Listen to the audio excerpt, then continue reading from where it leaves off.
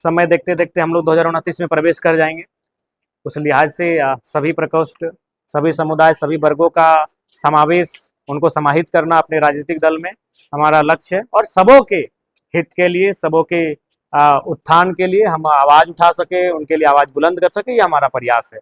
उसी क्रम में आज अनुसूचित जनजाति प्रकोष्ठ उनके केंद्र समिति की बैठक हुई, उन्हें सम्मानित किया गया और आने वाले समय में जो पार्टी की एक्टिविटीज होंगी उन पर चर्चा की गई।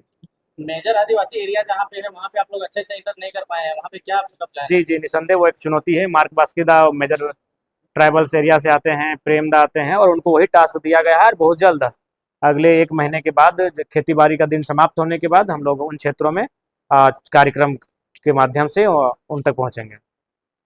आप दिल्ली गए थे, सोनम वांगचुक को समर्थन करने के लिए आए, सुनने में आ रहा है कि उनको पुलिस मतलब ये बहुत ही दुर्भाग्य की बात है। लोकतांत्रिक सरकार का मतलब होता है मांग सही हो या गलत हो, पहले बातचीत करनी चाहिए, संवाद करनी चाहिए, तथ्यों के आलोक पे निष्कर्ष पे पहुंचना चाहिए। लेकिन इस प्रकार से एक समाजसेवी व्यक्ति जिन्होंने लद्दाख से लेकर कश्मीर से लेकर दिल्ली तक कई आंदोलनों को गांधीवादी तरीके से अहिंसक रूप से करने का कार्य किया, इस प्रकार से डिटेन करना मेरे हिसाब से भारत की जो लोकतांत्रिक मर्यादा है उसको शर्मसार कर रही है। विपक्ष का सवाल है कि आप जेपीएससी का आंदोलन में रांची नहीं जाते हैं, लेकिन नीट के एग्जाम का आंदोलन के लिए दिल्ली नहीं गया सवाल का। हमारे जो साथी हैं देवेंद्र जी, उदय मेहता जी, उनको कार्यक्रम के माध्यम से राज्यपाल महोदय से मिलेंगे, हम भी कल परसों जाएंगे, मिलेंगे।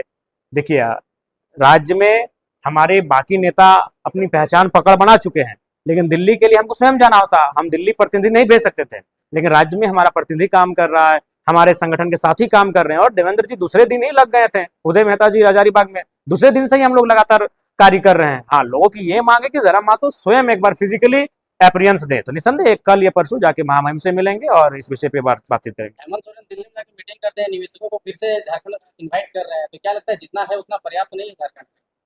देखिए निसंदेह निवेशकों की आवश्यकता है, पलायन को रोकने के लिए छोटे छोटे उद्योगों की आवश्यकता है, लेकिन उसके लिए पॉलिसियां भी चाहिए। नहीं तो उद्योग तो दुनिया भर के हैं, आते हैं हमारी जमीनों को लेते हैं, धुआं हमें खाना पड़ता है, पैसा कोई और कमा के ले जाता है। इस व्यवस्था, इस परिपाटी को बदलना होगा। ढंग से विस्थापन की जो पॉलिसी है, विस्थापन आयोग आज घोषणा तक रह गया है, उसके अध्यक्ष कौन है, सदस्य कौन है, इसकी कोई जानकारी नहीं। झारखंड का जो जब उद्योग की बात आएगी, निवेश की बात आएगी, तो सबसे पहले जमीन की बात आएगी। और जमीन किनके है?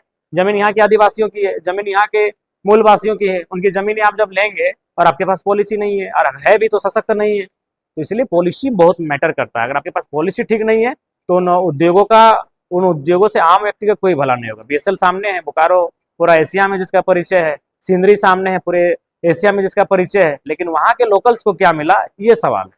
दिल्ली आप जब गए तो बीजेपी सरकार को लेकर के आप काफी अटैकिंग मोड में रहे हैं, क्या बात? केंद्र में बीजेपी की सरकार है तो जाहिर सी बात है, नीट परीक्षा केंद्र से संबंधित परीक्षा है, तो अटैकिंग मूड में जो हम रहेंगे तो जाहिर सी बात है बीजेपी के एनडीए के साथ रहेंगे।